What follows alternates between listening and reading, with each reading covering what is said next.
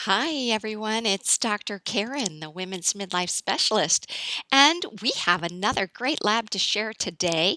This is a very lovely 50-year-old lady who is premenopausal, and we're going to go by NS, and she has irregular cycles going on right now.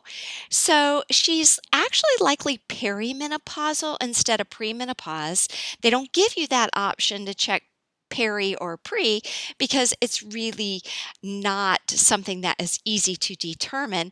I kind of go with how whether or not someone is irregular or not in their menstrual cycle. So if you're having irregular periods, it's more likely that you're perimenopausal, which means you're just a year or so away. So, just a couple of years away from entering menopause. So, at 50 years old, that would be pretty classic with the average age of menopause at 52. Okay, so NS is currently using 10 milligrams twice a day of progesterone. That's one pump of Hormone Protect twice a day. So she's using really quite a low dose, which is great. Great way to start. Give it a try, see what's going on. And she describes her symptoms really quite interestingly. So we're going to go to that. And so now she did not test before she started her hormones. And now let's take a look at her labs. So interesting. She's got a little bit low. These are blood spot. This is not a saliva, it's blood spot. And so she has an estradiol of 41, which with someone who is premenopausal, levels are 43 to 180, and she's 41, so she's just a little low. Remember, she's not supplementing with any estradiol or any estrogen at all. And her progesterone is 19.2 at the higher end of normal, which puts her at a nice progesterone to estrogen ratio. Now, would she be estrogen dominant if she wasn't on progesterone? Very likely she would. And so she's got that covered. So she's got some options here, and I'm going to tell you what those are momentarily. Her testosterone is 29. So let's go down to the graphs and see what that looks like. So her estradiol for her age is at 50 years old is at the lower end of normal for her age. So you can see anything in this blue line along this 50-year-old mark is normal for 50. So she's down here at the lower end. And as you can see, it goes way up here when we're in perimenopause. This time when during these last couple of years before we actually hit menopause, our estrogen can be up and down. So some women are up here, some women are more down here. And so this is where NS is. Now her progesterone at 10 milligrams twice daily puts her right here. So she's in a very nice spot. And you can see that it takes this much progesterone to keep her balanced. Now, it wouldn't take this much because her number is actually 468, so optimal between 100 and 500. If it's a little higher than that, I don't worry. I'd rather it be higher than too low. But she's up here. And then when we look at so this is perfectly lovely, but it also gives us an opportunity with this ratio to do something, tweak this just even a little bit better. And now when we look at this testosterone, she's right in the middle for her age, just a little above middle for her age. See? So 50 and she's sitting right there. So if she wanted to optimize this up to, say, maybe a 30-year-old level, she has a little bit that she can do there. And we're going to talk about that as well. So let's take a look down here at her symptoms. So she's starting to experience some hot flashes. She rates that as moderate. That's usually an estrogen deficiency. It can also be cortisol, too much cortisol or stress. So when we look at some other symptoms, we've got, let's see, tearful is moderate, sleep disturbance is moderate, evening fatigue. And then and look, most of these she considers rather mild. She's lovely. Let's see, high cortisol is, well, no, what we got here is the number one biggest complaint here in the red is estrogen and progesterone deficiency. So it's likely this estrogen deficiency.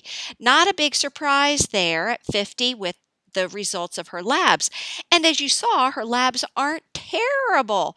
They're not perfect. We're going to make them perfect, but they aren't terrible. And her symptoms are rather very indicative of what her labs show. So this is very interesting too. Now, low androgens is in there and high cortisol. So these are the top three. And so low androgens with that testosterone being just middle of the road. But remember, that's middle of the road for somebody not replacing with anything. And that's a decision that we all have to make as to whether or not we want to get that testosterone up and replace that a little bit with some DHEA. So what are we going to do for NS? Okay. So at this point, she really has the option to change over to hormone heaven because this little bit of low estradiol will come up nicely. The rest will be replaced with estriol because it's an 80-20, and her progesterone will actually stay the same. It'll still stay around 19.2 because I would recommend that she only use one pump twice per day, just as she is doing with the Hormone Protect, and give her the same dose of progesterone. Now, would she become estrogen dominant because now we're adding a little estrogen? No, not at all. Because her blood spot optimal level is 468, close to the higher end of normal. So her progesterone to estrogen ratio will decrease, but it'll still be well above 100. So since she's irregular, she can use it 6 days per week and hold 1 day per week. That would be the best way, of course. Applying with gloves, and if she wants to optimize her testosterone level and DHEA. We don't have a DHEA on here. This is the hormone trio, but with the testosterone a little low, and also with the low androgen and high cortisol symptoms being in the top three, though they're listing them, based on her particular assessment. These are still the top three, though she's doing pretty doggone good, I would call it. I would say DHEA might be a very good addition to her regimen. 5 milligrams each morning. And she could also take it early afternoon to support her energy level in the afternoon because, I know that she has only she only has 4 symptoms that she's rating as anything above mild, and one of them happens to be evening fatigue. So if it were me, I think I would take this DHEA in the middle of the day if that's something that is easy enough to remember.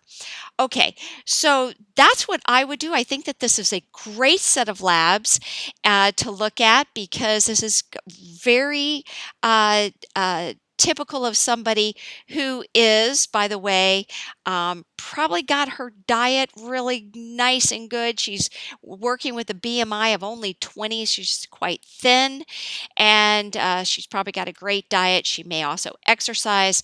And so we're working specifically, it looks like, with sex hormones and just a little tweak of what we all have is some stress or cortisol challenges in our life. So I hope this helped you. And NS, thank you for sharing your labs and letting me take a look at them. And give me a thumbs up, everyone. Tell me you like these. And don't forget to subscribe on my YouTube channel. Pretty soon this weekend, there's going to be a whole slew of labs going up this weekend, even though we'll only be sharing them once a day, you'll be able to go straight to YouTube and see if yours is already up there. So I should have quite a few up there by the end of this weekend. Okay, guys, have a wonderful afternoon or evening, and tomorrow have a great day. See you again soon. Take care. Bye bye.